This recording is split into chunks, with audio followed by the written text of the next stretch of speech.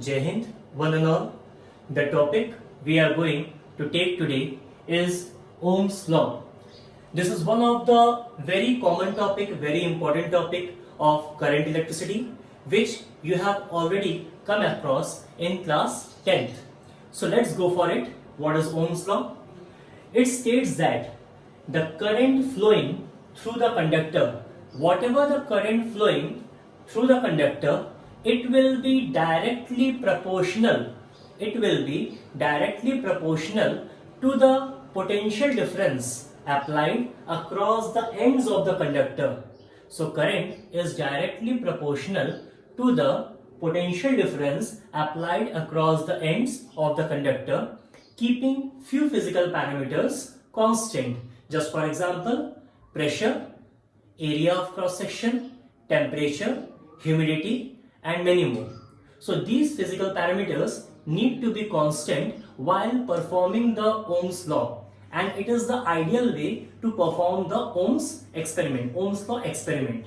Okay, so as we have came across the definition for the equation, we have already seen that the current is flowing through the conductor and the current is proportional to potential difference, which means the equation will be I is directly proportional to V. I is directly proportional to V, which means when we apply the potential difference, then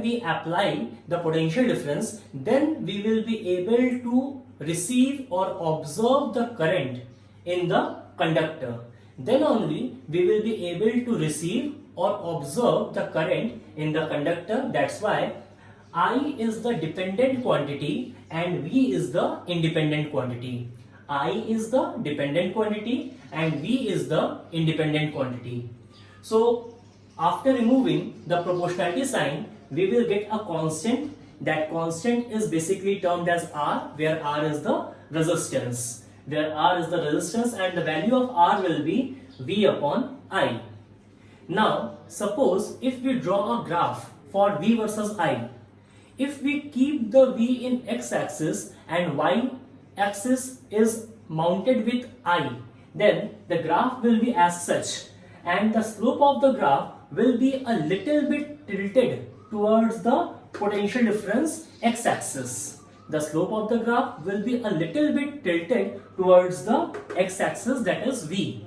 However, if we draw a graph for V versus I, again we are taking V in the y-axis. In this case, as you can see, we have taken y-axis with I and x-axis with x. But for the second graph, we are taking V in the y-axis and I in the x-axis. In that case, the slope of the graph again will be a little bit tilted towards V.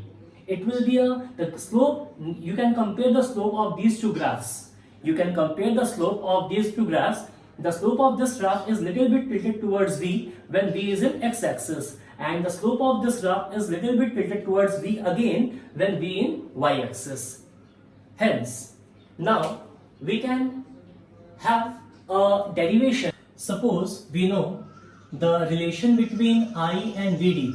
The relation between I and VD stand as I is equals to NEAVD. This is the relation of I and drift velocity, current and drift velocity. Now we do know very well that the value of drift velocity is small e electron, electric field, tau upon m, where tau is the relaxation time. Now again we know the relation of E, electric field, with respect to potential difference. E is equals to V upon L. V is the potential difference and L is the length of the conductor. Putting these values over here, we will have Vd is equals to EV tau upon ML. This is what the value of Vd.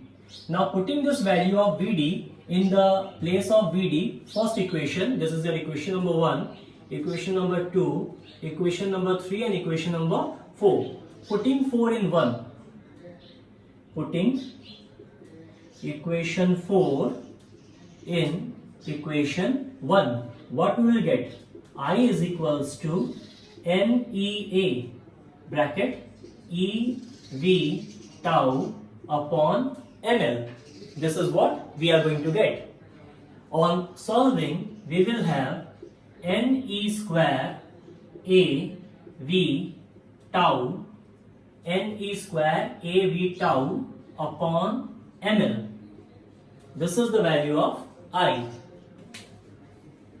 Now, on moving forward, what we will be having, on rearranging this equation, previous equation, on rearranging the previous equation, let us have I upon V. Let us have I upon V. Then what we will left with? We will left with NE square A tau upon ml. NE square A tau upon ml. Reciprocating both the sides. Reciprocating both the sides. We will be having V upon I is equals to ml upon NE square tau A. NE square tau L upon A. So this whole value will be equals to R. This whole value will be equals to R. Hence we can say that the value of R will be equals to ml upon NE square tau A. The value of R will be equals to ml square NE square tau by A. Okay. Now, since we again know the value of resistance as, hopefully you have noted down this part, so I am going to erase it.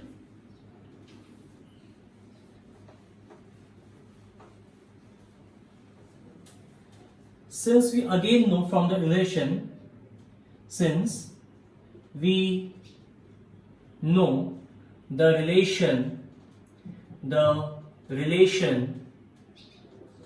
R equals to rho L upon A, where R equals to rho L upon A, and we have already received the value of R. The value of R is M upon NE square tau L upon A. So on comparing these two equations, we will easily be getting the value of rho. The value of rho will be equals to M upon NE square tau. This is the value of rho, where rho is the resistivity. Where rho is the resistivity of the material. Resistivity of the material. So from a very simple equation, that is I equals to NEAVD, which is a relation between current and drift velocity, we have derived this total relation, and step by step on solving we will get the value of R, which is ml upon NE square tau A, and again on comparing the value of R with rho L by A, we will be receiving the value of resistivity, that is M upon NE square tau, where tau is, again I should mention it, it is the relaxation time, and relaxation time means the time between two successive collision. The time between two successive collision. Hence this is the total derivation that we will receive. Thank you.